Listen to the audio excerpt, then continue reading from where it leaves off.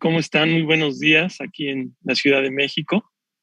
Me da mucho gusto estar presentando esta mesa desde como coordinador del Centro de Estudios Políticos de la Facultad de Ciencias Políticas y Sociales de la UNAM, en el proyecto que coordina y funge como líder la doctora Carla Valverde Viesca, que es una de nuestras queridas y excelentes profesoras e investigadoras del centro. Y de broma, pues broma en serio, siempre digo que es una de las top 10 de nuestro cuerpo, ¿no? De profesores, investigadores que están en el centro. Y en esta ocasión estamos en el ciclo de mesas de análisis Experiencias Co-creativas, una mirada desde el arte y el poder. Es la mesa 3, que se llama Participation and Activism in Current Democratic Political Systems. Y bueno, pues esta mesa la va a moderar y comentar el maestro Rodrigo Martínez Romero, un gran y querido amigo mío, y pues obviamente ya se ha ido integrando a las actividades del CEP y pues ya colega, ¿no? De muchos de nosotros. Y él pues también está desarrollando líneas de investigación relacionadas con esta perspectiva co-creativa desde la política consciente. Y el día de hoy, pues bueno, va a moderar y nos acompañan Segolene Prubot y Nikola Milanese y José Luis Gázquez, quien, bueno, ahorita hará la debida presentación, mi querido amigo Rodrigo Martínez. Y bueno, pues Carla, pues la verdad, felicidades por este excelente proyecto que ha sido muy exitoso a nivel no solamente de la UNAM, sino fuera de la UNAM, o sea, lo has llevado fuera de las fronteras de la UNAM a otras latitudes académicas y universitarias en otros países. Y pues la verdad, felicidades por este gran trabajo y pues también a todo el equipo, ¿no? Del Centro de Estudios Políticos y también a videoconferencias, ¿no? Que siempre nos están apoyando y sobre todo Ceci, que siempre nos echa la mano. Pues sin mayor preámbulo, doy por inaugurado, o bueno, no por inaugurado, pues ya como por iniciado, digamos, esta tercera mesa, porque ya se había inaugurado el ciclo, pero pues bueno, los dejo en manos de Rodrigo. Muchas gracias y pues mucho gusto, Segolene y Nicolo, y también pues José Luis, qué gusto saludarte. Pues adelante. Muchas gracias, Dr. Fernando Ayala. Thank you very much for your very kind introduction as the Dean of the Center of Political Studies at the National Autonomous University of Mexico. So it's really a pleasure to be here in this roundtable where we're going to delve into co-creative experiences, a perspective from art and power. And I'd like to start introducing Ségolène Pruvot. So I'm going to give a little introduction about her trajectory and then give her space to present her slides. So Ségolène Pruvot is a cultural director of European Alternatives, a civil society organization promoting democracy, equality, and culture beyond the nation state. Trained as a political scientist and urban planner in France, the United Kingdom, and Germany, she has developed extensive experience in designing and implementing transnational participative cultural programs.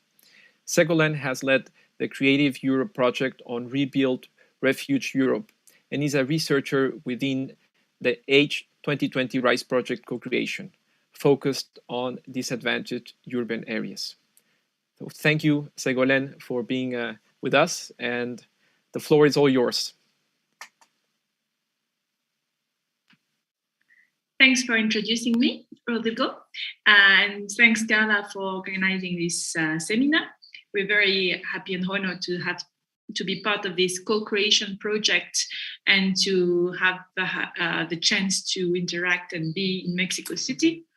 I'm going to share my presentation. Give me 1 second to start it up.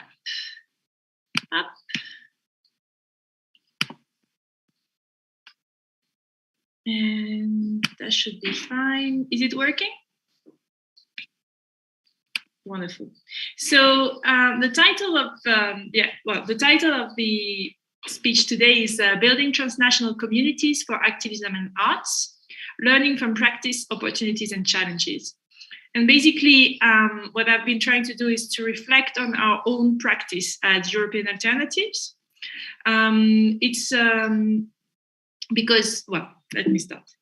Oh, I can't move to the next one. Yes, here. So basically, European Alternatives is an NGO that was started in 2007 in London.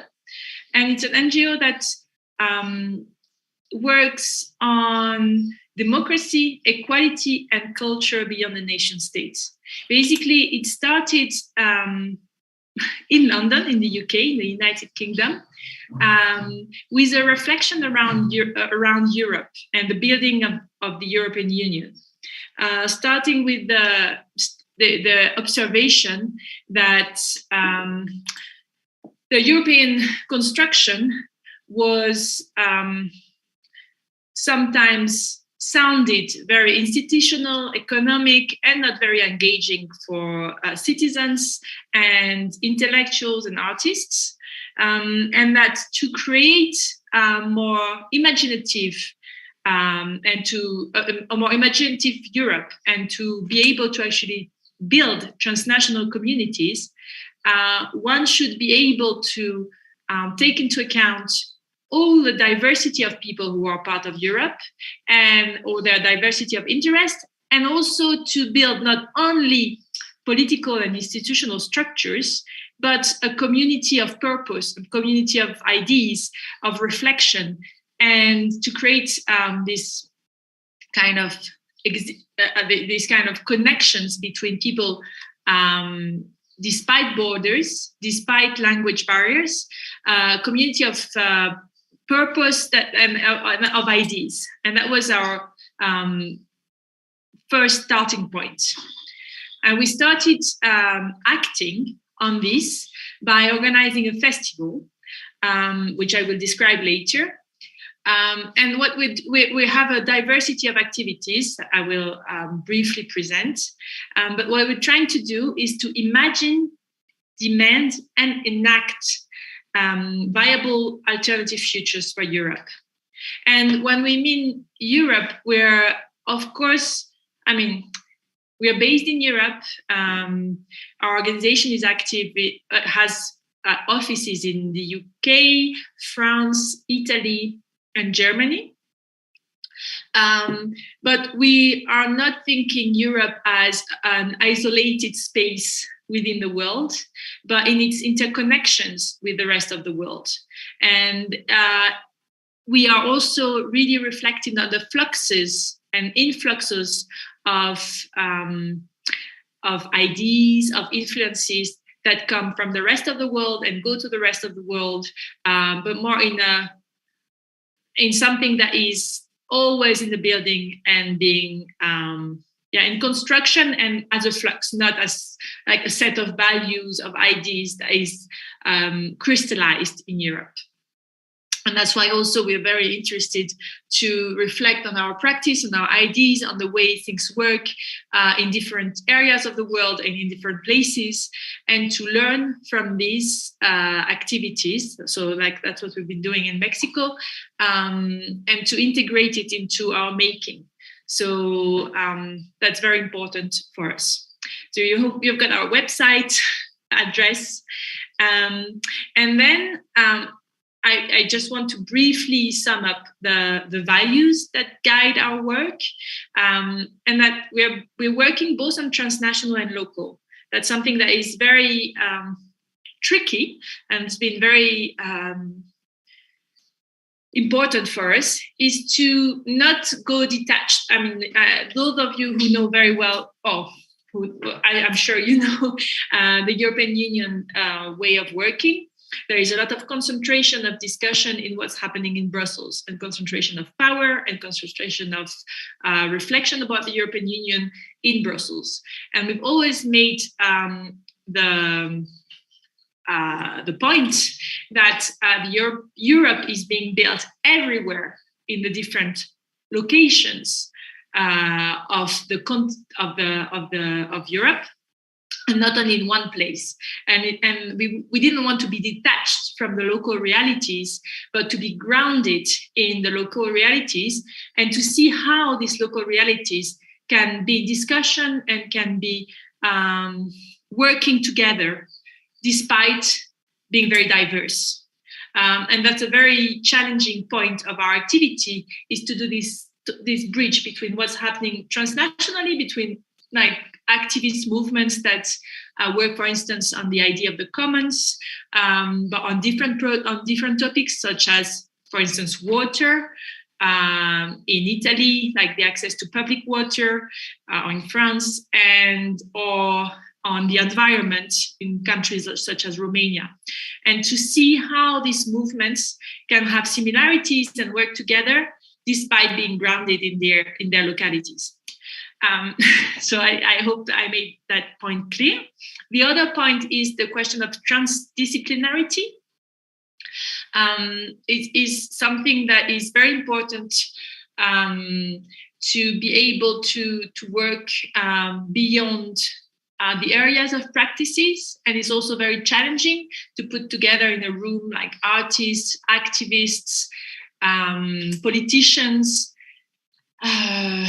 administrators, and to put them in discussions via different means, young people and citizens who are not necessarily engaged in politics as well, and to see how they can interact and build together. So there is the transnationality, the locality, and transdisciplinarity. So it's an activity that is encompassing a lot of frictions and a lot of time for people to be able to understand each other. Within our values is also the question of being creative and experimental. And that's where we come to, all these points before were also part of the co-creation. But the creativity and experimentality is quite important because it means that one needs to be open to new ways of doing, be able to try on different practices, and also being open to disruption. The last point is open, inclusive, and feminist. We're going to come back to that, but we've been working notably in the last years a lot on decolonizing our ways of working and being able to really make space for different influences and different ways of thinking. And the feminist insight is really about ways of doing. It's not about one political thought set of points, but it's more about making sure that less represented groups, including women, but also including LGBTQI plus or racial minorities, have a real say in the spaces that we create, and have a real power at the beginning, at the initiation, from the initiation to the end. We are trying to be empowering and participatory, and we really work on getting away from the Eurocentric ways of doing things in Europe and involving other parts of the world reflections, and try to really work on this flux, as I was insisting on. I was just doing very basically like going from values to practices, and that's the ways we act. We always work in partnerships. It's very important for us that we have partners where we act, and they have a real say and a real power in defining our activities. We're working on active citizenship, so we're engaging activists and paid members of staff, and that's where co-creation comes in as well, in creating, preparing, delivering activities. So on the whole process is not only at one stage of the process, but for us it's very key that it's on the whole process of when we do an activity, people who are engaged in it have to be there from the initiation. Otherwise, there is less ownership of it. Transnational movement building, as I described, and building bridges between disciplines. I want to go quickly, to two examples of co-creation. Let me go back. Oh, going too fast for me, sorry. Wait, I have an issue with my presentation. Okay, it changed. Oh, yeah. Here, I can go back to that, sorry. Up. So, I want to introduce Transeuropa Festival, which is the activity we started European Alternative with in London in 2007. And it's the Festival of Arts, Culture and Politics. So we started in London. It was for a couple of years just in one city. Then it moved simultaneously in several cities in Europe, from 2 cities to 13 cities. And it was then organized by groups of local actors in each cities, local groups of active citizens who were curating the whole program and were interacting at the transnational level together. And then we moved it to one city every 2 years because it was an extremely tiring process. And all of you who work on activism know about the activism burnout, a topic that is quite strong at the moment. And then we tried to move away from something that was too heavy on everyone and to something that was more manageable. The last edition of the festival was in April 2022, so just before we came to Mexico, actually, in Porto, in Portugal, on the theme Decolonize, Decarbonize, Democratize. And the program includes talks and debates and assemblies where we make political proposals and vote on political proposals with people who come from different places in Europe.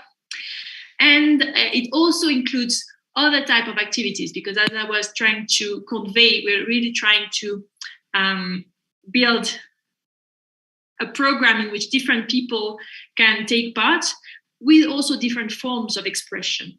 And we make these different elements interact and discuss with each other. So there is theater and music performances, urban walks. For instance, we went through the Crystal Palace Gardens in Porto, in their specific spot, led by a local organization, discussing how colonization is encompassed in the built structures of the space and in the remains of the structures of the space, art exhibitions and installations. And it involves art organizations, activist organizations, migrants' rights movement, workers' rights movement, young people, students, a whole lot of different people, and coming from the local scene in Porto, and also transnational participants that we bring from all over the place. I just share, this is the website. So I invite you to go if you want to have more information. And a few pictures from the festival. So you can see on the side, there is an urban walk. There is a tile making workshops. So we also try to make sure people can do things with their hands and have moments in which they interact about ideas, but not in discussing, but in making things. There you can see is a young group of migrant musicians from Berlin who came to give a performance.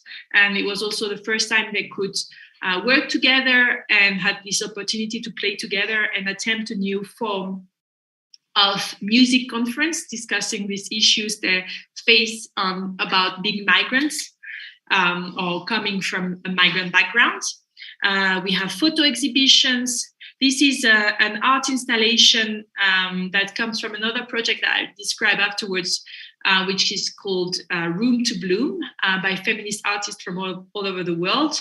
And that was a fashion design workshop. I didn't put photos of conferences and debates because it's less interesting, but there is a few of them as well. So that's one of our ways of acting in the Transnational Festival. The second examples that I wanted to briefly introduce was is Room to Bloom. So Room to Bloom, is a support network for less established feminist artists who work with a decolonial approach. So it's less interdisciplinary than before. It really works at an intersection of arts and politics, because we're working with feminist artists, female and male, and in this question of how we can think really truly Europe through a decolonial outlook.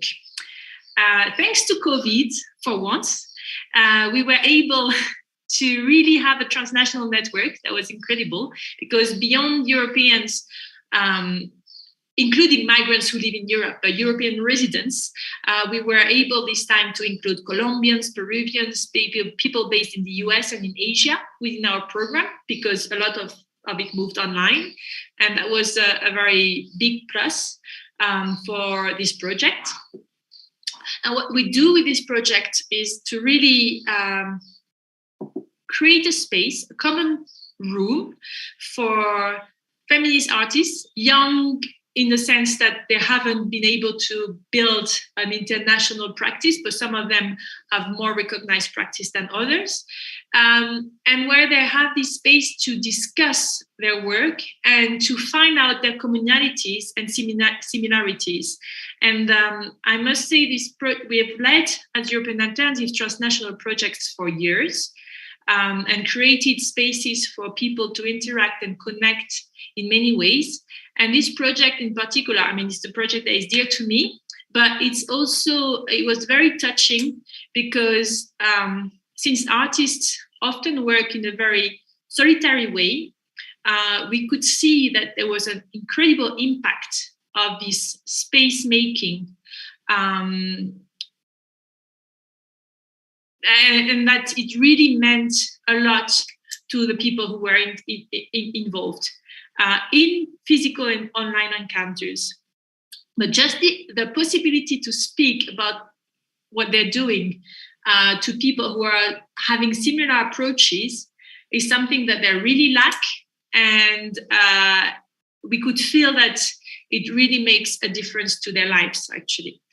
And so we do physical and online encounters, support to artistic creation, shows in international exhibition, arts biennales, in Kiev, Ukraine, in Warsaw, in Poland, and in Palermo, in Italy. And also we had events in Porto, and we will have in Gothenburg, Sweden. And we are working on creating an anti-manual for feminist decolonial arts and cultural management. And here again, this anti-manual is a co-creation exercise with this transnational community. It's a manual that we're working and writing together, and through more discursive ways, so writing a text, and also through more artistic ways.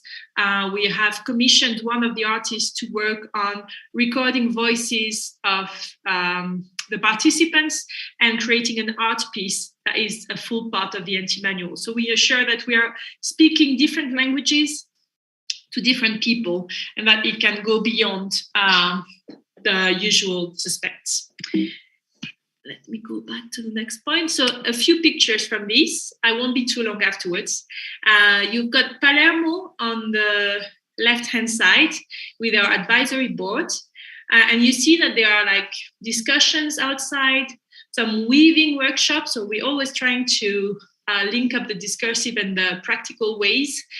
Some artistic living sculpture making, and some more like health-oriented yoga activities in the morning. So I'm coming to the conclusion on learning from practice of co-creation. And so one thing that is very important is the ownership and engagement at all stages of the project. So I'm not saying anything brand new here, but from inception to delivery and reporting and evaluation of partners, teams, activists is a key to full commitment and full ownership. The decolonial and feminism approach are not just trendy keywords, but we really had to change our ways of doing and to be more open. And it's a very slow and difficult process. We have learned that openness, acceptance, listening are very important to build processes that are inclusive. And creativity and flexibility is a lead in our ways of doing. It could be destabilizing for some people, but to be able to be open to new ideas, inputs, and we also really work on taking the opportunity when it's there, and to reacting quickly to making space to people, because we found that initiative, if it's supported, help to really grow movements and people, but it has to be quite reactive. In terms of opportunities, co-creating opens up processes and creates real commitment and engagement. It generates new ideas and ties among people and movement. We found that there is a real appetence for building transnational communities of practice, that engaged citizens in such processes continue to develop further in other forms throughout their lives. I mean, they don't always stay with European alternatives, but their engagement and commitment and active citizenships continue beyond, and also their transnational commitment is usually levered up and continues. And there is a strong spillover effect to such activities. For instance, we started this Room to Bloom program with this training and installation and exhibition program. And already 1 year into the program, 1.5 years into the program, there was a residency for emerging feminist Ukrainian artists that was created in Athens, separately from our activities.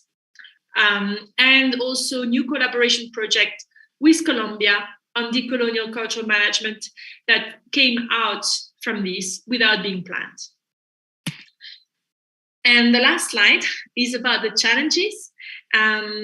The main challenges we've met are about maintaining the communities in the long run and to make sure that the communities can continue autonomously without the time, the expertise, and financial means that European alternatives can often gather. That the openness of processes is really a difficulty when one is working with limitations, such as the structure of funding be accessed, the timelines, the practicalities of what is possible to do or not, and the need to focus efforts like time and human resources. The scale of the project, I mean, these are time-consuming processes, and the spillover has to be planned carefully to be able to go from a small number of people to a bigger community. And I would say that, I think that Nikola will follow up from that, that the link with institutional political structures is not automatic. One of the main challenges, I think, now in the European political space is how active citizens and active citizenship movements interact or don't interact with political parties and political structures. And there is a big gap there that we work on filling in terms of making the connections between the people and this existing political structure, but there is still something missing there. And I think I've been longer than what I hoped, but I hope it was interesting nonetheless. Thank you.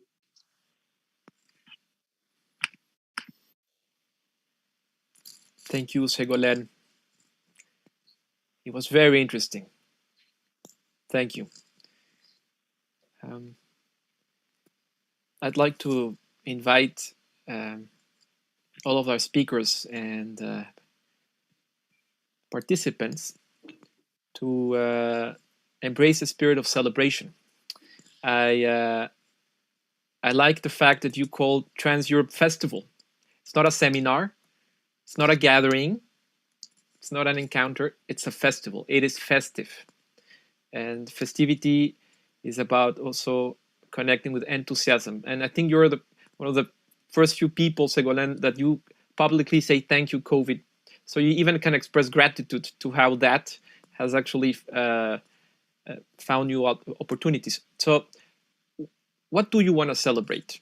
What are the achievements in this search for alternative that you want to celebrate in this space? What do you want to celebrate also at a very personal level, at a social level? Like I really heard in your presentation, Ségolène, an honest quest to building an alternative narrative and to bring social healing at so many levels, at the institutional level, at a very personal level. The need for well-being and to address activism burnout is also a way of expressing that care. So I would love to really invite you all to like connect with that spirit of celebration. What is it? What do we want to celebrate? And also, because we are in an academic space, reflect critically, especially on the resistance. From your perspective, what is the most challenging thing at a personal level, like decolonization, feminism? Like, what are the struggles at a personal level? And then also the resistance, for example, linking with institutional traditional politics. Like, if that's the symptom, what are the root causes? Why are things? Where are those sources of resistance? So I'd love to also raise that question. And a couple of questions that I think also very interesting is this relationship between Mexico, Europe, Mexico, Latin America, the Americas. Like there's this quest for transnational collaboration. What do you find as Europeans in Mexico? What is that? What does Mexico offer in that part of the equation? And at the same time, what can Europe also bring to us as Mexicans or Latin American of members of the Americas? Like, where's that intercultural richness in the search of solutions? And finally, going back to the topic of our table, art and politics, why is art so relevant to resignify, amplify, and transform politics? I love the fact that in your presentation, you showed especially art pieces and say, wow, debates, conversations, you may imagine that, no? But there's really this appreciation about the role of art. Why is art so important to upgrade our political practice, theories, and why politics is so also important, maybe to ground art and to use it as an effective tool for social evolution and transformation. So I'd love to also highlight those questions. And last but not least, the account on diversity. And then, for example, in the room to bloom, the acknowledgement of sisterhood. There's something about women coming together and men coming together in the spirit of brotherhood, in the spirit of sisterhood. There's a healing happening there. So I'm also curious, like, to see how that is happening and to what extent traditional categories like civil servant or president of a political party diminishes when you enter a circle of brothers, or no. So those are open questions. Thank you again, Ségolène, for a creative kickstart of this amazing space. And I would like now to introduce you to Nikola Milanese. So I'll share your short bio, Nikola, and then give you the space. Nikola is Director of European Alternatives. He is currently a Europe's Future Fellow at Vienna. You will then maybe help me understand IWM, what it stands for. With Lorenzo Marsili, he's author of Citizens of Nowhere, How to Save Europe from Itself. Set Books 2018. He has been involved in many civil society and literary initiatives on all sides of the Mediterranean to promote civic education, democracy, human rights, and political imagination. So thanks again, Nikola, for being among us. We're with you. Thank you, Rodrigo, for the introduction, and thanks to everybody who put this opportunity together. I'm I'm very grateful for it, and I'm wanting to celebrate the possibility of dialogue. IWM, Rodrigo, stands for the Institute of Human Sciences in Vienna. That's where I'm a fellow at the moment. And I'm going to talk to you under this question that I posed of, has populism renewed democracy?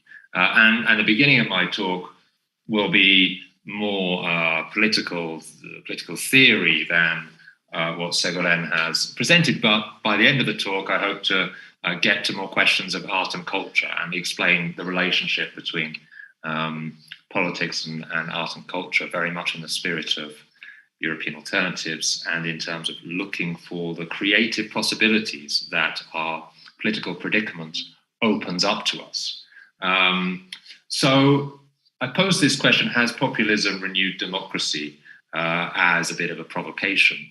My reflections on it are very much based on different European experiences, and I'm interested in the discussion to hear about how the Mexican experience might compare and contrast with what I'm going to say.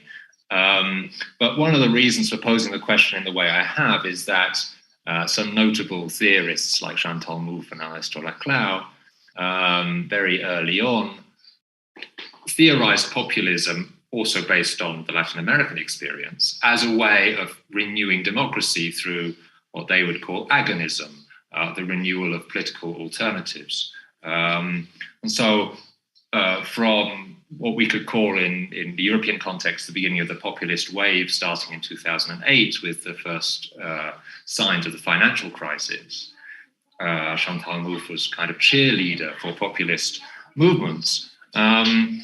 And so this leads me to ask the question, well, has populism renewed democracy or not? But I want to approach it to begin with from a slightly different angle than the one that Mouffe and Laclau are interested in. They're interested in the possibility of political alternatives. I will come to that. But I want to look at it, first of all, through the question of the different practices of democracy that populism has promoted. And when I mean practices of democracy, I mean different ways of doing democracy than, for example, just voting in elections. The populist demand has often, if not always, been associated with a demand for a more direct participation in democracy, a more participative form of democracy. And that's related to the overall populist claim, without trying to get too much into definitions, or we can characterize populism as a claim of political parties or movements representing the people against the elite, and wanting to have more political participation of the people to hold the elite accountable or in check or diminish their power. So it comes with new forms or different forms of democracy than electoral politics. And there are different kinds that we have been able to observe over the past decade and a half in Europe. The first one would be quite spontaneous forms of assembly that happened in the Occupy movement, where people started to gather together and have discussions, assemblies about different political topics. That's not totally spontaneous, of course, because there's a political history of doing that, which was brought into the Occupy movements, but still it would happen more or less spontaneously amongst the people who were there occupying the squares. So that's the first kind of practice of democracy that emerged in this populist moment. The second kind of practice of democracy has been the utilization of participative forms of democracy to build new political parties, often coming out of the movements of the squares. So Podemos is a good example, following the 15M movements in Spain. Podemos, in order to build a political party, used online democracy and voting, used circles of discussion, used internal debates and voting inside the party, crowdsourcing of a political platform, as both a claim about a new way of doing politics and also as a way of actually constructing the party. In Italy, Cinque Stelle, 5-star, would be another example of doing that, using an online platform, which was then revealed to be actually not so objective as that, but still an online platform where people could vote for who they wanted to be candidates, what they wanted the priorities of the party to be. Also in movements which are less obviously populist, these kinds of techniques have been used. Macron in France, Emmanuel Macron, the first time he stood for president, didn't have any political party associated with him. The way he generated a political platform was through doing citizen consultation online and in the streets and elsewhere. So party building has been a way that new practices of democracy have been used. So that's the second kind. The third example of more participative or deliberative forms of democracy would be actually being used somehow by the political elites or the political institutions to restore trust or to attempt to restore trust in the political system in the face of populism.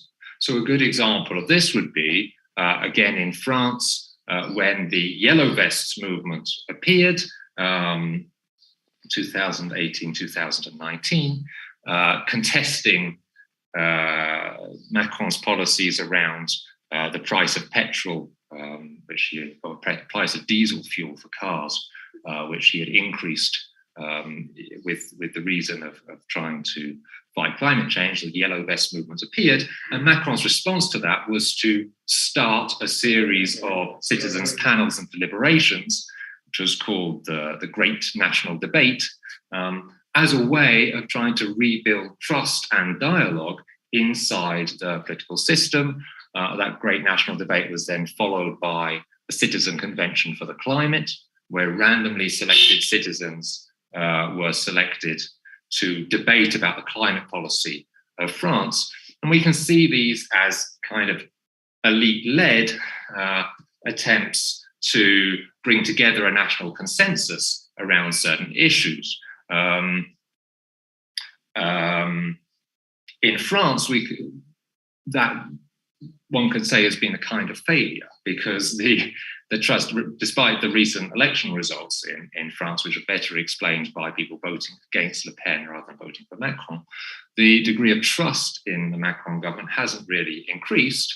And indeed, the Citizen Convention for the Climate has been highly critical of the fact that the government hasn't really adopted many of the recommendations that the Citizen Convention led to. So that's the third example of trying to build institutional trust through participative and deliberative forms of democracy. Fourth example, there are six, so we're on number 4. Fourth example would be to try and deal with difficult topics. So again, trying to build a national consensus, but somehow with a more genuine approach to what are the difficult topics. And a good example here would be the Irish Citizens' Assemblies over 2016 to 2018, which revised the Irish Constitution and led to the referendum on the legalization of abortion, and prepared the national consensus actually then to legalize abortion, which was in a way an unexpected thing to happen in Ireland and a huge achievement for many of the movements there. So there was a difficult question which had divided society for a long time.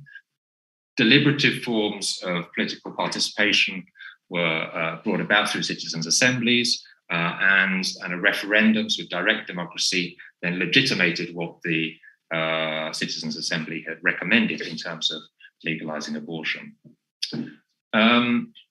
The fifth and sixth examples are somehow negative examples of populism attempting to subvert democracy, because there's also a downside to all of this.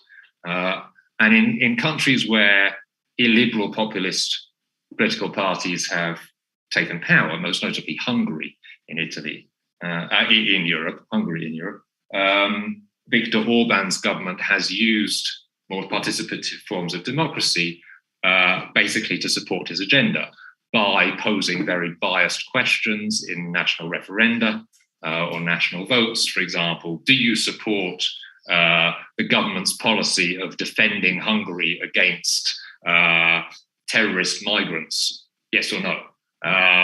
These kinds of very biased forms of political questions. So this is a form of manipulation of democracy through participative means.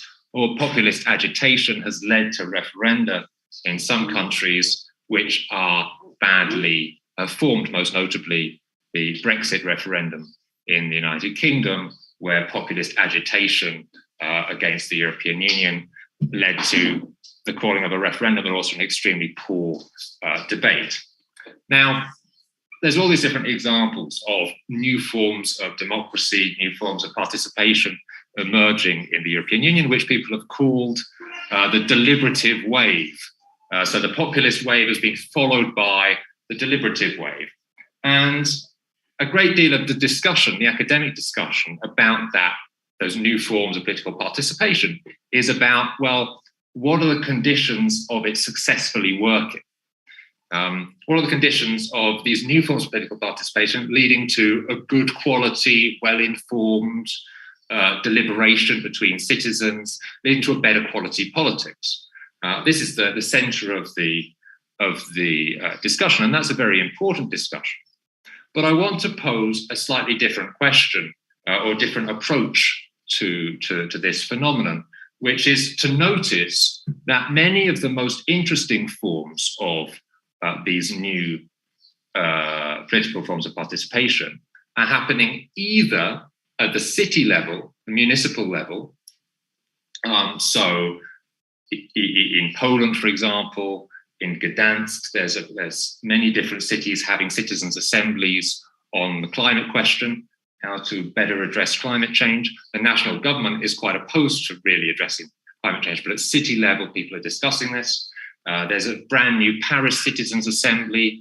There's participative budgeting in Paris, which works quite well. In Belgium, there are very interesting examples of citizens' assemblies on a regional or a city-based level. So they're either at this more local level or, as a new phenomenon in Europe, at a transnational level. Throughout Europe, there's recently, over the past 2 years, been what's called the Conference on the Future of Europe, which was a huge deliberative exercise of selecting 800 randomly selected citizens from throughout Europe to deliberate on different topics about Europe's future. And they've actually proposed making a new constitution for the European Union. And there's debates going on about that in the European Union these days. So some of the most productive forms of citizen assembly and deliberative democracy seem to be either at local level or at transnational level, or if one looks, for example, at the Irish case, which I mentioned as a success, in national contexts where the national sense of identity is still quite open and fluid because of the specifics of the country. So in Belgium, the national sense of identity is complicated because of the different languages that are spoken in Belgium. In Ireland, because of Irish history and the divisions between the North and the Republic of Ireland, Irish identity is quite open and fluid. So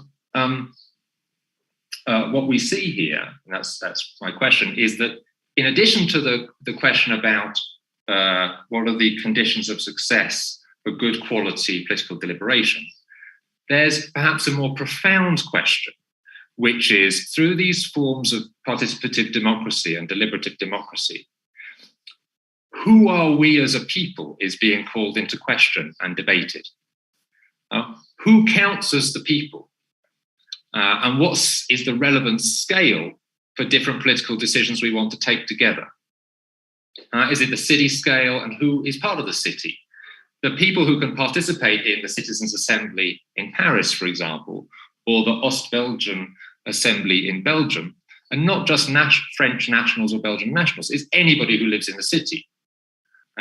Who can take part in the European Citizens' Assemblies that have been taking place? People from all different European nationalities. And so each time the question is posed of who counts as the people. And this, if you think about it, is a reasonable question to ask if populist movements are there. Because populist movements, after all, are claiming to represent or act in the name of the people. An obvious question then to ask about that is, well, who is the people? And so what I want to suggest is that in addition to the question of the quality of deliberation, we need to be looking at this question of in what ways do these new forms of democracy call into question, lead to new imaginations about who is the people. And that, I think, is a co-creative exercise. It's co-created with all the citizens who are there in terms of, well, who are the people that we claim to be and claim to be working on behalf of or deliberating on behalf of. And that process, I think, has a lot to learn from arts and cultural activity, because it is an exercise in what Castoriadis, the Greek philosopher, would call constituent imagination. The role of the imagination in constituting the political community that we think that we're part of.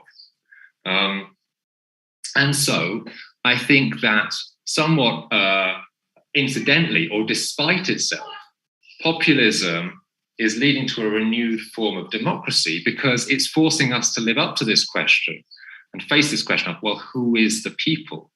And that is a form of political alternative, which was perhaps unforeseen by theorists like Mouffe and Laclau, who were thinking about, for example, the renewal of the left, to have a left-right dialectic.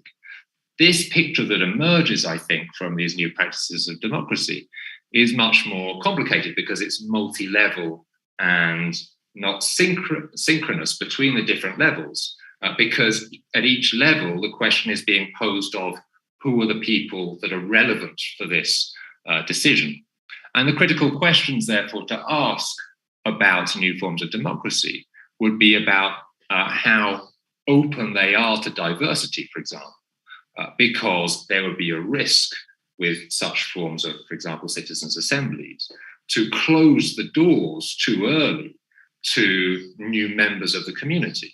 That's a risk that has been seen in the European citizens' assemblies that have recently been run that I mentioned, where notably migrants were not able to participate in the citizens' assemblies. Only European nationals were from many different member states. But if you weren't a citizen of any of the member states, you couldn't participate. And one of the recommendations that came out of those citizens' assemblies was, for example, to reinforce the border controls around the European Union. If there had been a greater participation of migrant communities, probably that wouldn't have been a recommendation. And so there's the risk of this community being closed in advance through the way the citizens' assemblies are set up. So being attentive to the co-creation of the identity of the people through participative practices enables us to be sensitive to the ways in which these things are set up, who is being excluded, who is being included right from the beginning. And as I say, I think that co-creation as a way of thinking about the co-creation of democracy through participation has a lot to learn from artistic and imaginative practices, because that's ultimately what it is about, the way we imagine ourselves together. So that is what I wanted to say based on a European experience. I'd be interested to hear in the discussion any reflections on the Mexican experience of new forms of democracy, because just walking around Mexico City over these past couple of weeks, I've seen several different opportunities to vote in local budgets, participative decision-making. I'm aware that AMLO has called for different referenda over past years and has received some criticism for that, but nonetheless his trust levels seem to be very high, so people seem to support this way of behaving. So I'd be interested to hear the Mexican experience, to be able to put it into contrast with our European one. Thanks very much. Thank you, Nicolo, for a passionate, comprehensive presentation. Who are we as a people? What a question. Who are we as a people? Who are we to begin with at the individual level? Who are we as a group of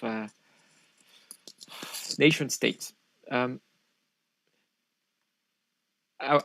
word that that was very present in your presentation, Nicolo, and nonetheless doesn't seem to be named, is spirituality. Spirituality, from the perspective of Jody Fry, right, for the University of Texas, can inform also a spiritual approach to leadership. And myself, I'm very interested in a spiritual approach to politics. And who are we as a people becomes central from a spiritual perspective. That is actually one of the titles of Margaret Wheatley's book, Who Are We? And are we really Europeans? Are we really Mexicans? What are, how do those identity categories inform us, and what are the limitations, and what are also the scope of an opportunities? So who are we? I'm currently in a community of students of Osho in the city of Amsterdam. And this teacher, Osho, from India, is really inviting human beings to understand that quest of who are we actually begins with the silence of the mind.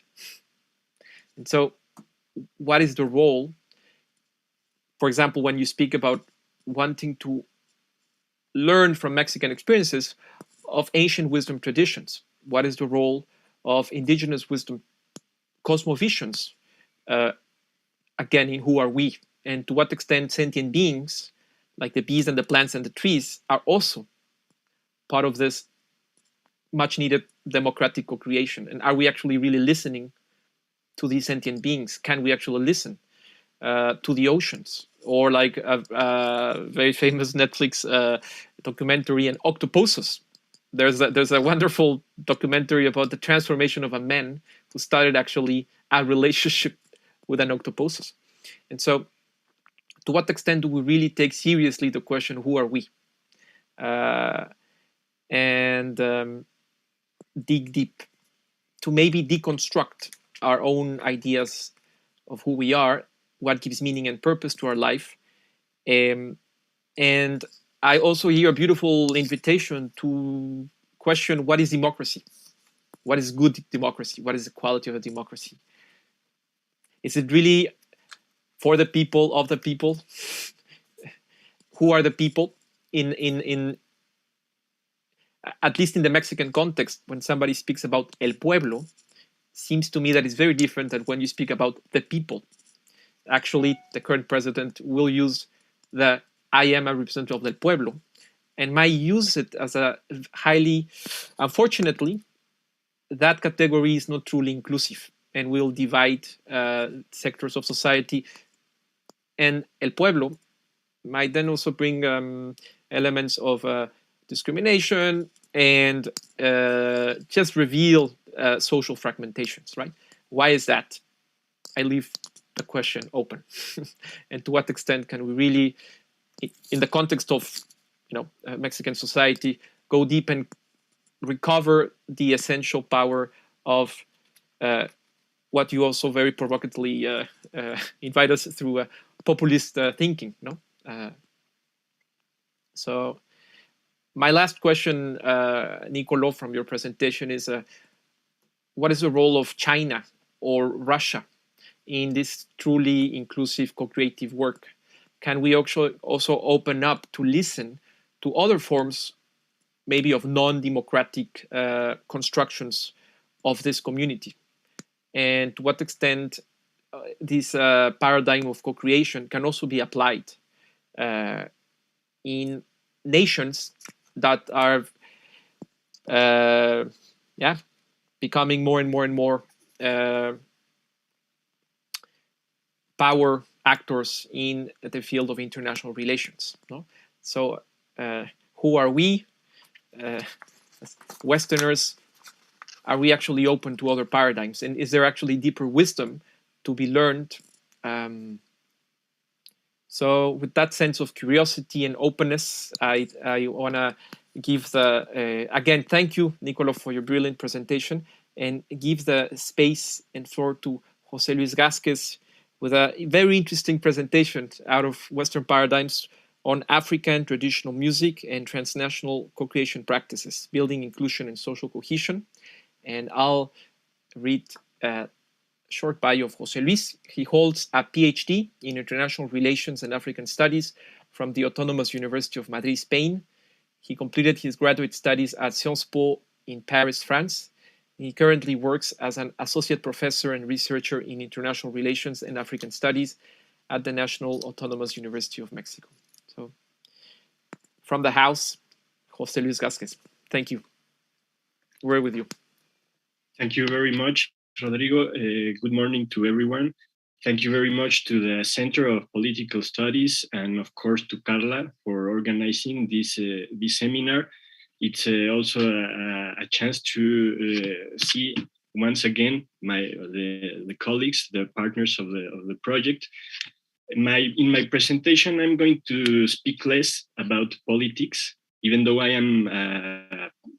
teach politics, political science, and African studies and international relations here at UNAM, but I use my participation in this project to escape a little bit from formal analysis, formal political and social analysis, and to bring other approaches to my personal research.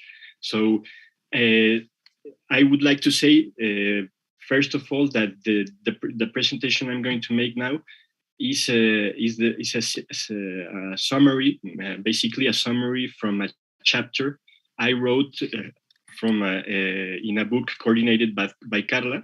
The title of the book is Building Cohesive Cities, Co-creating Inclusive Urban Agendas, some critical propositions from the community.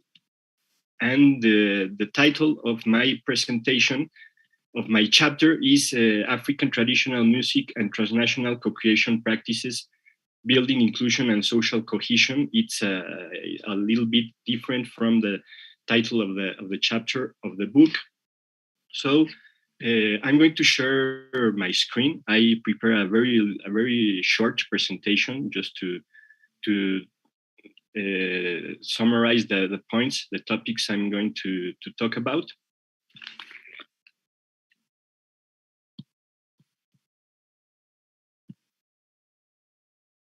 And by the end of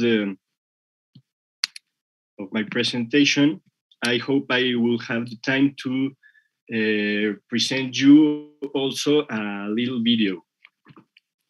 So I also want to say that the chapter was written in Spanish, and I was making the translation, but I had a lot of work these days, so I'm going to read some parts of my presentation. So bear with my English and my reading of the presentation. So I have two basic goals with this presentation. Is first of all to put forward the potential that African art has, especially music, traditional African music, to foster inclusion and integration in Western context, in highly urbanized, fragmented or Western context, and the role, and in second place, the role, the diffusion of these cultural practices, this art, the teaching and learning of these arts within a Western public, the positive impact it can have through as seeing it as a co-creative practice and other uses in other instances of social intervention. So first of all, before speaking about music, I would like to speak about African philosophies. Some example of them. Despite the high degree of diversity among African societies throughout time and space, it could be argued that there exists a certain unity within this diversity. And this unity is materialized through the principle of personal realization through the community. contrary to the dominant principle in Western cultures and societies, where individual realization prevail over the community. No, especially, as I said, in highly fragmented urban contexts. So one feature of the African cultural landscape is the visibility of the survival of what has come to be known as tradition. When we talk about African topics and African societies, we always talk about tradition, about the survival of tradition. Very generally speaking, tradition refers to the set of cultural practices thought to be present in Africa before the European colonization of the continent, taking place at the end of the 19th century and going on until the 1990s of the 20th century in some cases, as the Namibian case shows. And it has also prevailed into the modern independent period of states and of modern African states and societies. So we can argue that the African philosophies I'm going to present, they belong to the pre-colonial period, but they have survived all the way, the colonial period, all the way to the contemporary period, the post-colonial period. The first one of these philosophies, I'm sure you have heard about it, is Ubuntu. Besides being a free software, Ubuntu is a Zulu concept, a South African Zulu concept. The Zulu culture, it also is part of a wider cultural formation that is the Bantu societies of sub-Saharan Africa. So this concept, this Zulu concept, means it's a unifying vision about humanity. The main how do you say, the main refrain of this philosophy is Umuntu, Ngumuntu, Ngabantu, that is in Bantu language. It means that there are different definitions that have been put forward, but they all insist in the impossibility of the realization of the person outside the collective sphere. So one cannot be person without the community. Is the main idea, no? Through Ubuntu, then feelings, we can find feelings and we can convey feelings such as empathy, respect, solidarity, commonality, interdependence, humanity, or compassion. Nevertheless, Ubuntu does not deny in any way individuality of each person, but instead of this notion of individual prevalent in Western industrialized societies, product of the development of the system, of the capitalist system, it does not authorize the hegemony of this over the community. Okay. Another example of this kind of philosophies still present in African societies is that the Terranga of Senegal, which is literally translated as hospitality or solidarity. As Emily Riley, an American researcher that works here in Mexico, says, many that have conducted research about this topic, she argues that many Senegalese see Terranga as a symbol of national culture and identity. Another example, is the Bisoite of Democratic Republic of Congo. It was developed by a Congolese philosopher, Shamalenga the Ntumba, and he argues that the ontological structure of Lingala is one of the most spoken languages in Congo, in Democratic Republic of Congo. The ontological structure of this language allows the dominance of the us over me. Okay.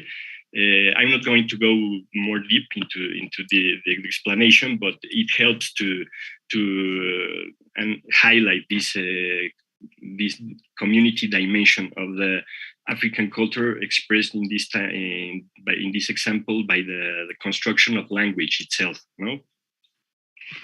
And finally, we can also cite the hidma. The hidma is a kind of collective work that we can find parallel of collective work within Islamic societies in Senegal also, and other West African societies. We can compare this kind of collective work with other social practices, similar social practices in Latin American pre-Hispanic cultures like the Zapotecas. The tequio is another ritual, another rite, pre-colonial rite based on pre-Hispanic beliefs that highlight the importance of community work. No? So with that in mind, I move to the second part of the presentation, music and traditional African societies. Historically, music and tradition have played a central role. Traditional music, has played a central role in the process of constitution of African societies. This importance is not reduced to its aesthetic value, but to the function it provides for social production and reproduction. I would like to cite here, as an example, the role of ancient griots in the ancient Mali Empire, for example. They occupied a very important place and role in society, in traditional society of the ancient Mali Empire, as the warrant of the oral tradition of the memory, of collective memory. No, they were in charge of the transmission, of the intergenerational transmission of oral tradition, and the way they did it was by singing praise songs to the kings and other loyalties. No, so they were a basic social class. No, in pre-colonial African societies. They were also very present in conflict mediation, and this kind of social class was present as well in other cultures of Africa, especially in the Dagomba of Ghana also. No? So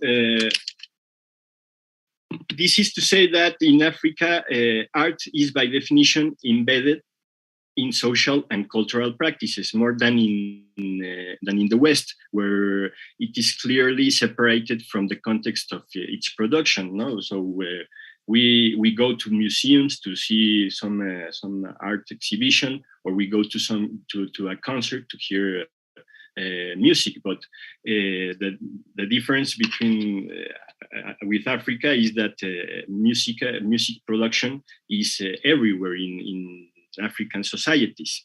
No, so if you are, for example, if you visit an African city and you hear some drumming going on nearby, and you go along, you run the risk that they are going to ask you to participate in the party and to participate in the ritual. They say there's a common saying in Africa that the most used musical instrument in Africa is the hand, the clapping of the hands, to highlight this participatory dimension of music and its function in social production. No? Well, now I move to I don't know how much time I have left.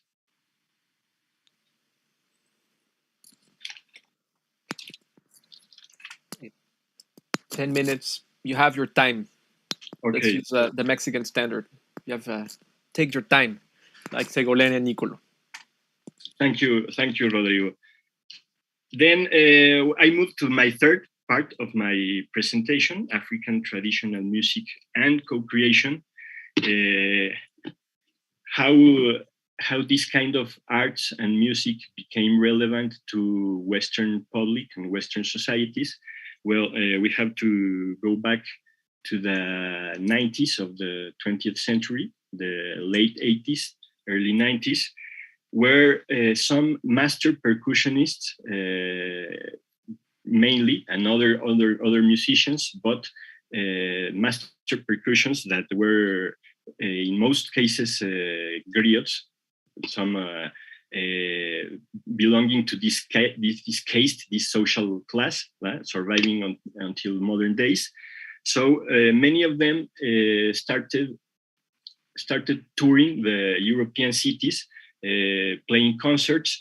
But most important, for the point I want to highlight, they started teaching, and they started teaching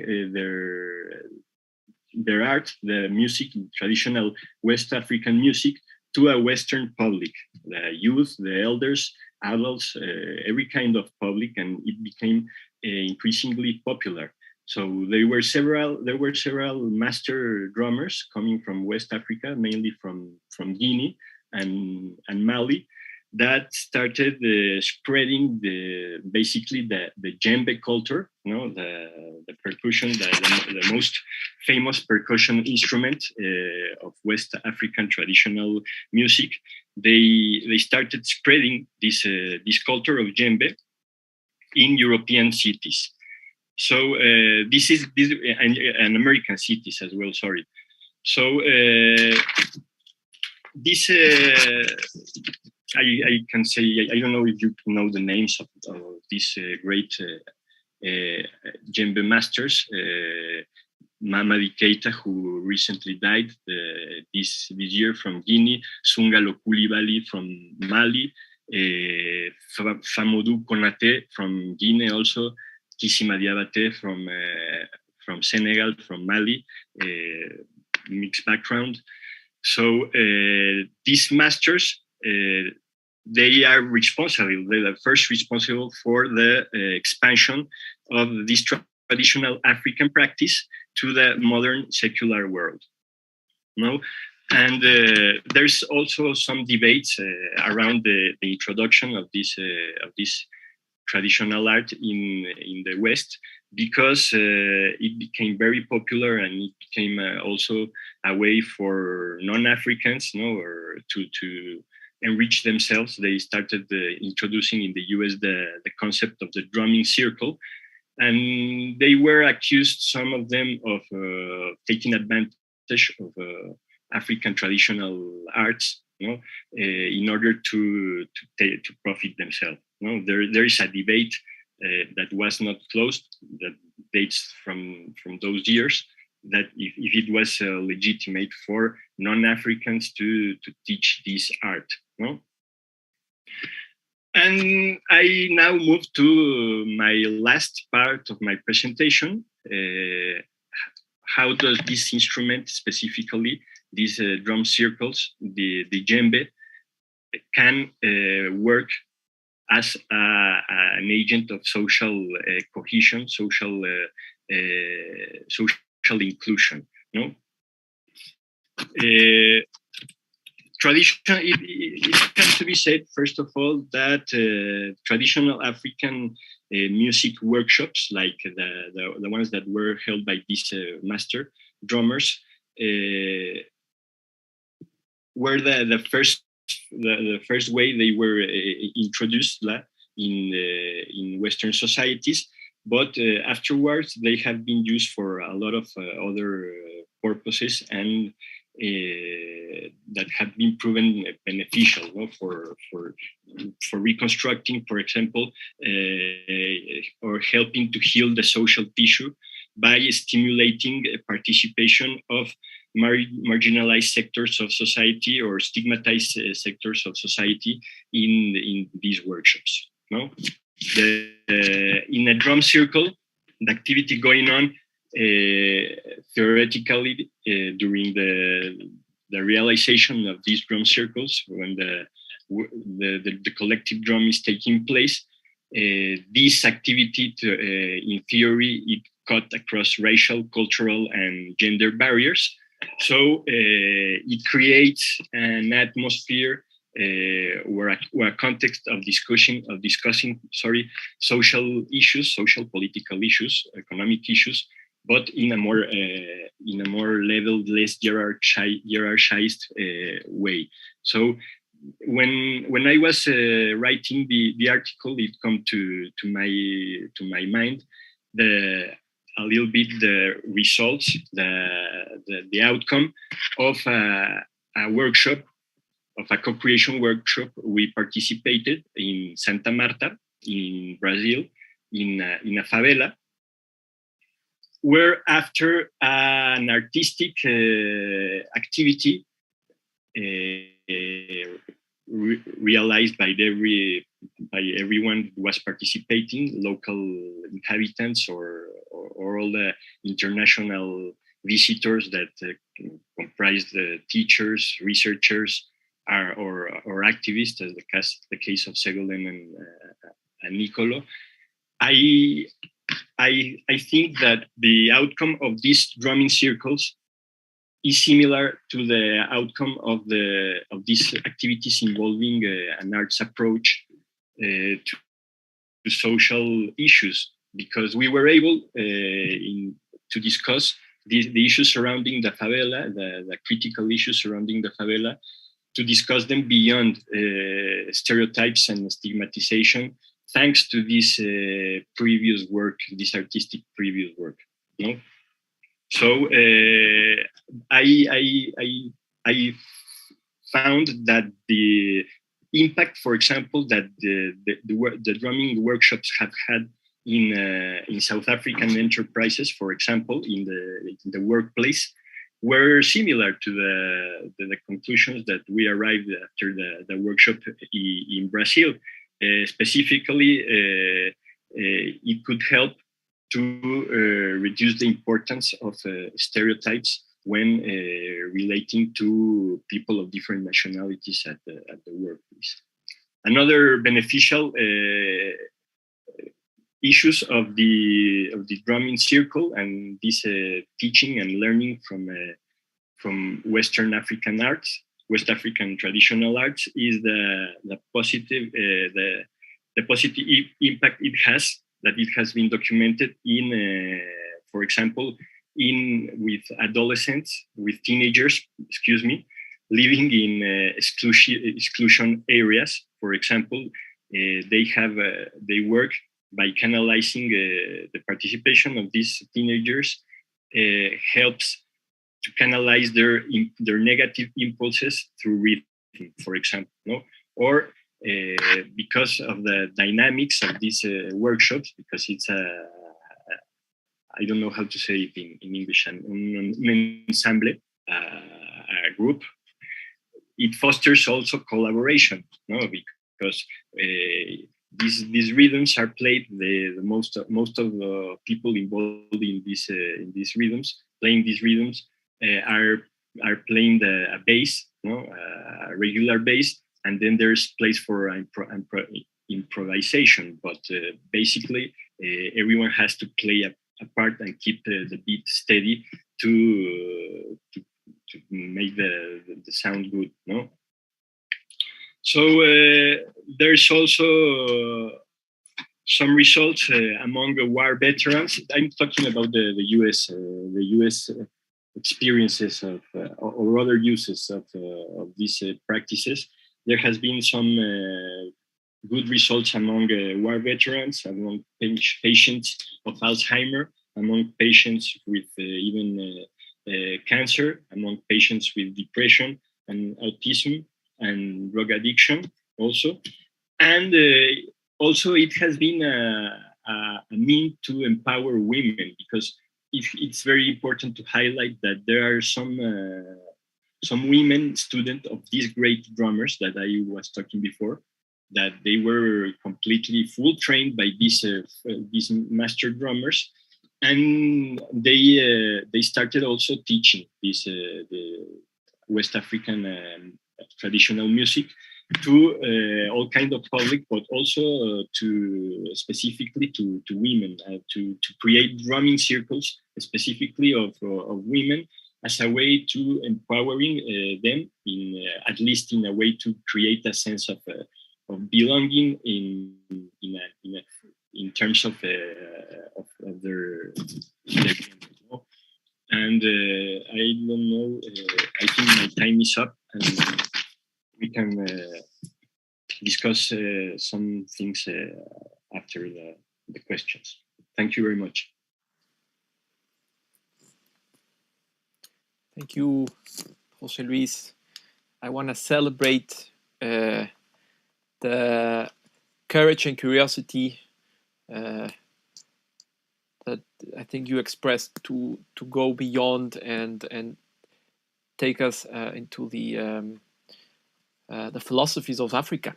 And from that same sense of curiosity and courage, for all of the people who are following this live conversation, please send us your questions through Facebook or through YouTube, and we will be happy to bring them into our space. We still have half an hour, so we'll be very happy to hear your voices and perspective. No?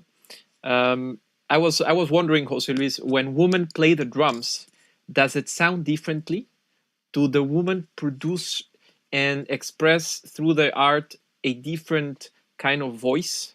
Is it, to what extent that is also being recognized and acknowledged? No, that's one of the questions that came, connecting also with Segulen's presentation about the importance of embracing a feminist approach in this work. And yeah, I would also like to acknowledge something that in a previous event, Professor Arpan Yaknik presented about the capacity we all have to train our minds creatively to seek common principles, as you mentioned, from the Tekyo or Islam or Africa. Like, can we teach that in universities to see those commonalities? And last but not least, have you used the drums when you teach political science in university? What happens? What happens with the class? What happens with the learning? No? Can that be also acknowledged and experienced? No? And yeah, my last question, and maybe with that I will also maybe invite Professor Valverde to maybe start with this conversation. What is the connection between Segulen's presentation, Nicolo, and José Luis? Renewing democracy, seeking different ways of building an alternative Europe, and African philosophy. Could it be social inclusion? Could it be social cohesion? The hows, the whys? What is the role of power? What is the role of art? What is the role of politics? And what is the next emerging step? So thanks again for those brilliant presentations, and we'll leave it now as a co-creative emerging conversation, but I definitely also want to express my gratitude to Professor Valverde for hosting the space, and maybe you want to give us some comments and we'll take it from there. Thanks again. Thank you, Rodrigo, and thank you, everyone, Segulen, Nicolo, José Luis. It was very interesting hearing you. And well, I think everything you say, Rodrigo, is the link between all the expositions. I was really thinking about all the experience, the different experiences you have learned with this new methodological way to include society, no, and this discussion between society, people, pueblo. That's very interesting. Also, Rodrigo, many thanks to introduce that. And I would like to start saying that, Segulen, I like very much this sense about transnational. No, these links between transnational and local experiences. I love this transversal festival. It's great. I was now checking the Google, and it was really nice. I know you have been in a lot of festivals like this, and the challenges. No, I think it's really important to think what's going on after all these experiences. I would like to ask you to go more about urban walks. I would like to ask you to tell us a little more how you work this in the cities. What means a urban walk, and what you learn about that. Maybe, I don't know if you have this experience in Mexico, but it will be very nice to us, or for me, to know how you make these experiences. And I love that you are now in this perspective of feminist decolonial arts. Is very, very important. I think it's a great topic, and well, I would like to know more about that. In your case, Nicolo, I love this. You have been in, I think, like 3 years ago in one seminar in our center, and you are always controversial, because in that moment, I remember you present your book, Citizens of Nowhere. So can you see, Rodrigo? He always have very controversial topics, and he asks us to think more. And this about the renewal of democracy, I think, is a very important issue. Here in Mexico, we are learning about participation and about democracy participation. You have tell us about these new ways of participation of citizens. And I would like to tell you that we are more or less in the medium of all the cities and all the countries. We have citizen participation experience not in all our states in Mexico, but for example, in Mexico City, we have almost 12 years participating in participatory budgeting. So it's very interesting to see how people is not participating in institutional mechanisms. We only have more or less like 4% of participation. And when we have elections, as you said, democracy is more than elections, but citizens doesn't know it. So if you don't have in the same moment an election of a president or a deputy, you don't participate in other moments of your life. And if you have in the same moment participatory budgeting, you participate. So in these moments, we increase our participation over the 9%. This is more or less the same in all the cities around the world. But this lets you know that we are starting to move people about new mechanisms and telling them that democracy is more than elections. So I agree a lot with you in this thinking, and I hope we can move society, we can move people, and we can make the change, because I think as you that deliberation is the only way to go on now. The crisis of representative democracy, it's very, very evident, no? And about José Luis, I love his topic because we are always involved, Rodrigo, with all the European and the North American view, and he gave us a very renewed perspective about what is happening in Africa. And well, I hope you can show us your your video in some moment, because really, Jose Luis, is very impressive to see what you have been learned in these spaces, and how co-creation moves people. No, moves people, moves individual, and how we can learn about all these lessons. So, well, I introduced this like a very quick discussion, and I would like to know if somebody else has some questions. Rodrigo, I don't know if someone in the YouTube or maybe in the Facebook has a question or a comment. It will be very nice to know about it. Thank you. Thank you very much. So I invite you, Jose Luis, Segole, Nicolo, to unmute as a practice of even if the sounds of the streets come, it's okay. Let the drums, and please. You can respond to Carla's invitation, or whatever is alive in your hearts, in your minds. Ladies first. Ladies first. I can start.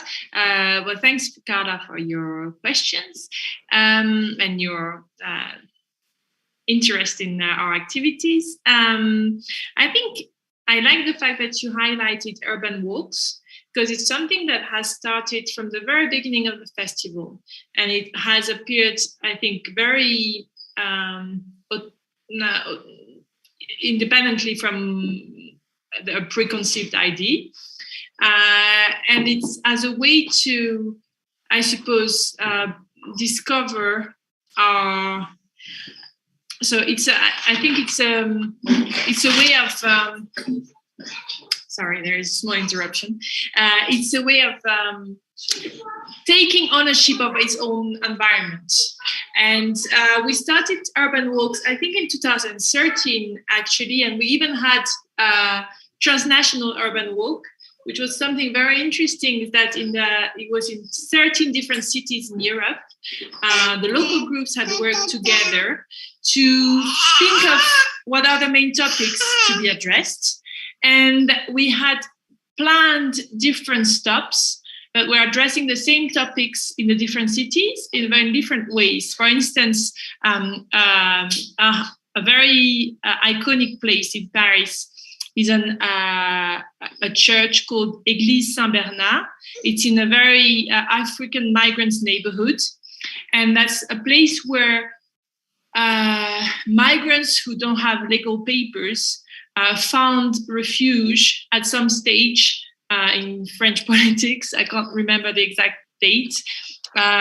In the movement of resistance against the state trying to send them back to their countries of origin. And so the church was open to the migrants who had no legal papers, and that's where they could stay and claim for their own rights. And so we had actually a Cuban artist who is called Tania Briguera, some of you may know her, who had an intervention there, she was reading her Migrants' Rights Manifesto, that had been produced in the US. And while we were having that in Paris, in other cities, the local groups had chosen places in which they could also explain what was happening in the other cities. And that was reflecting on these migrants' rights movements and spaces of resistance in the city that were happening. What happened this year in a more, I suppose, so there has always been these urban walks. In a more decolonial way, I think it was very interesting because both in this feminist project, we did that in Palermo this year, not as part of the festival, but as part of the Feminist Room to Bloom project. And in the festival, we had some urban walks or discoveries through the cities to be reading these places of colonialism. And it's quite symptomatic that in Palermo, so Palermo is in Sicily, in the southern part of Italy. It's a place that is very patriarchal and also very dominated still by mafia and like criminal organizations. And you could see that there are different. We had chosen different locations in the cities in which forms of in which these trends are crystallized. For instance, one of the big art institutions that was created by two artists coming from London. So they had managed to gather big money, and they built like a beautiful palace by the seaside of Palermo called Palazzo Butera. They renovated it, and they installed there an art collection, their art collection coming from London. And it's very interesting because this palace was built with the money from colonization, so from the money extracted from other countries. And now it's been built by these artists who come also from abroad. And if you go to the collection, is contemporary art. I think there are maybe 2 or 3 women artists who exhibited there. It's like extremely patriarchal. The artistic collection is beautiful, and we really forced our way into this place with this group of youngish feminist artists, created an exhibition there, and also had the opportunity to both inhabit and discuss the issues linked with these kind of spaces today. So we see how, like, from colonialism to capitalism, some trends like continue to embody themselves in the city. So we found that very interesting. When it comes to Porto, we had an organization of migrants in Porto, actually, from everywhere in the world, who were going into, I mean, you all know the Crystal Palace and the way the world exhibitions were places that were truly colonial at the beginning of 20th century, and how some people from colonized countries were brought into Europe and like exhibited as exotic specimens and so on. And now, you know, like the Crystal Palace Gardens is a place where people just go and hang around and find that it's beautiful. And it's quite interesting to contextualize these spaces and to both remember and re-give voices to have a different perception and understanding of space.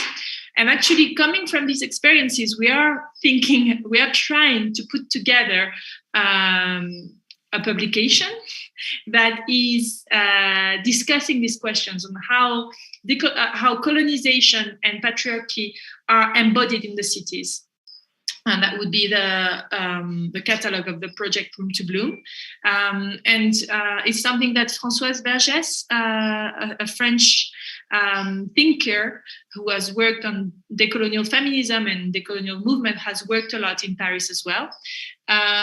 So just wanted to mention that. And I think I like the points that you link with Mexico. I mean, we've been doing urban walking and urban drifts in Mexico City.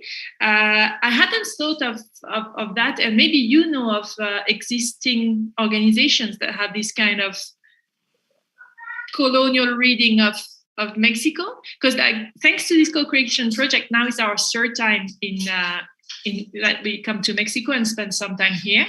And I must say that probably because we're more aware of this, aware or into these questions about decolonization, I think I was very interested this time by the way it seems that there's like in Mexican cities, I've seen both a glorification of colonial heritage and also even of like there are still statues of colonizers and so on, and also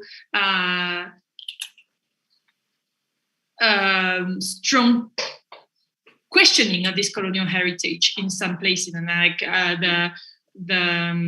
we were in Puebla a couple of days ago, and we can see how the fight against of Cinco de Mayo, the fight against the colonizers, is still completely strong. And there was a letter from Victor Hugo supporting the fights against the colonizers. So you can see all this questioning be there in the city. And I think this time I found it quite interesting and striking. And I would like to be able to explore these themes more. So if you have leads on these questions, I would be very interested. Sorry, I was long again. No, thank you very much for taking space. We just have 8 more minutes. We have a question from Fernanda. So it's so great to hear a new voice in the space. And I'd like for her to share her story and then give you all from 2 to 3 minutes to share your final reflection, your takeaway, your learning, how you move forward. Like, what did you learn from the space and how to move forward? And I'll be more strict now with time. Okay, 2-3 minutes. We start with you, Fernanda. Please ask your question, and then we'll hear the final thoughts. Thanks. Hello, it's a pleasure listening to your ideas. My question is, Ségolène, for both. The question is, how do you encourage communities to participation using co-creation? I love your exposition, Ségolène. Thanks. Great. Thank you, Fernanda. So that's a question for all. It was directed to Ségolène, but let me put it for all. How do you encourage communities to participate using co-creation? 2-3 minutes, final thoughts. Would you like to start, José Luis? Yeah, sure. I would like to make a very quick answer to your questions, as well to the other question that has been raised. But I would really like to show you the video that it's 2 minutes long, so I could sacrifice my last thoughts to play you the video. I have no problem. So I'm going to share again my screen. What I'm going to show you then, it's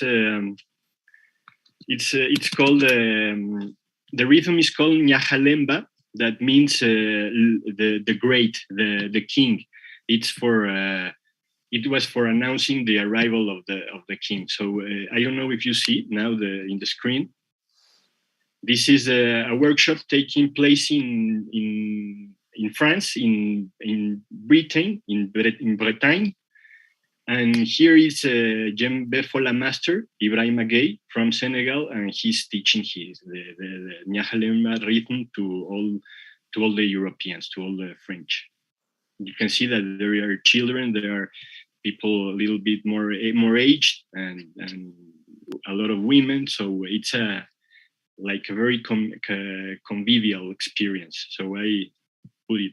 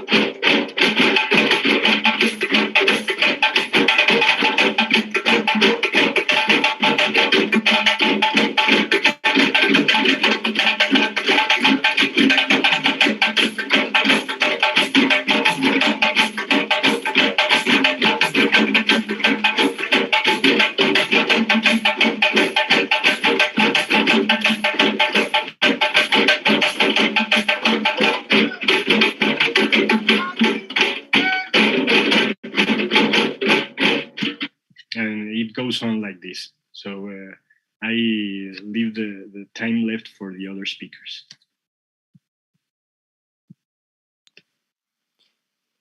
Thank you. Nicolo. Thanks for this video, Jose Luis. I think that the main point I want to make is that the way that new forms of democracy, deliberative democracy, has been theorized in the West, whether it's by people like James Fishkin thinking about citizens' assemblies, or Habermas or Pierre Rosanvallon, is very rationalistic and individualizing.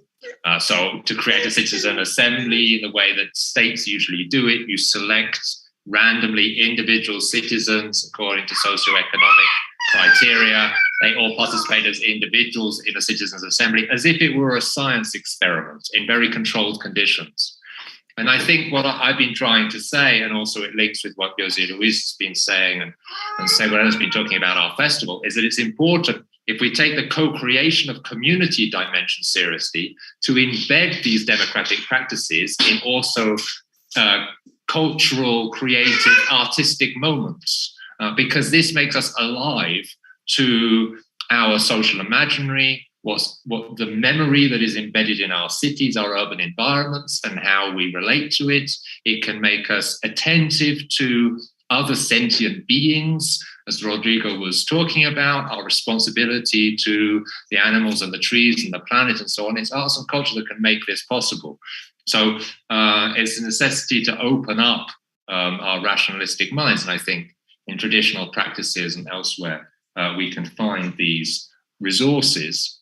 I wanted, though, just to respond to one of the questions that Rodrigo put about what we can learn from other societies, China, Russia, you mentioned. I think a very important principle these days is solidarity with the people in other countries, not necessarily solidarity with the state.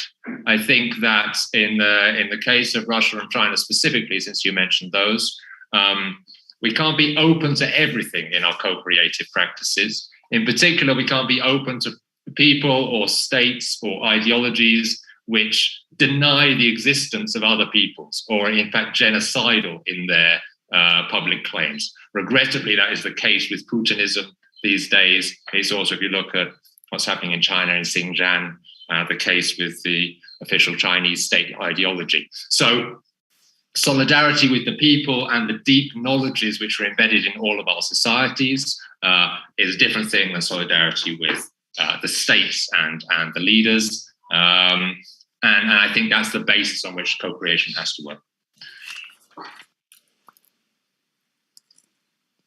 Aho, thank you. Ségolène? Thank you. I took up a lot of space. I just wanted to thanks, Fernanda, for your question. And I was also, so basically, very briefly, it's there are very different ways to involve communities. I think we often do open calls for the part of the people who are already the most transnationalized, and that would be going onto internet and finding these calls is open, and it is a way of involving new people that we didn't know before. But in many cases, many instances, we have to go through our partner organizations to really involve the people who are less into politics or less into international issues, and to really work in the long term with communities. I think that's what has been done here also in Mexico by the University UNAM when working in the different neighborhoods, but it's something that it takes time to build these communities, takes a lot of questions about trust, and you have to have the right spaces and the right entries. So that was a very brief answer, but that's how the way we do it. Thank you, Ségolène. We have a last question. I think, Rodrigo, we don't have enough time. But here you can see it. Ségolène is a question from Maria Jose Pantoja, who also is in our project. Very, very interesting. I'm sorry that we don't have enough time to see this, Rodrigo. Oh, no, it's according to open space methodology. When it's time, it's time. And whoever showed up. We have the question. I think Ségolène shared the contact. So maybe, Maria Jose, you can reach out and also share and contact and continue the conversation. It was for me a pleasure and honor to be the moderator of this table. Thank you very much. I would like to ask you, Carla, Professor Valverde, if you want to give the final words, your main takeaway, reflection. No, please do it, you, and many thanks for your participation. I'm very, very glad with all this session. Fantastic. So for me, it's I will end up with a note of celebration for creativity, imagination, art, transdisciplinarity, and our capacity to shape the desire we truly want, also setting boundaries, having solidarity with life-affirming forces, but also being very, very strong in not being part of life-destroying forces. So that's the journey of democracy. Thank you once again for the time and space, and yeah, keep connected to the future of this great project co-led by Carla Valverde. Thank you, everyone. See you in the next conference on June.